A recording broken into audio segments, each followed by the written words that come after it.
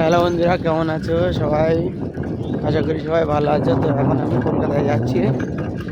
তো দেখতে পাচ্ছ টাইমও বেশি নেই, 6:30 গাড়ি, 35-এ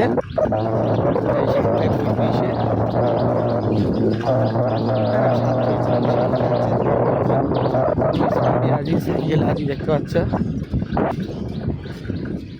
ব্যাপক একটা টাইমটা শর্ট হয়ে গেছে।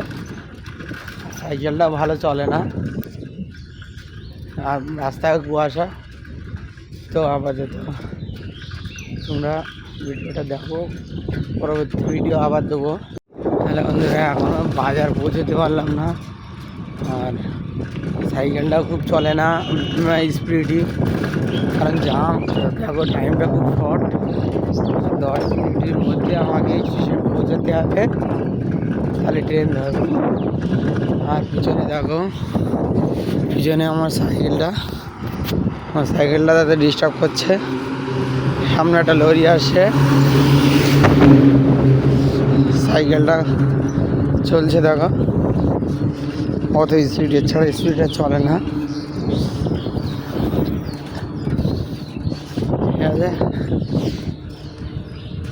তো তোমরা দেখো,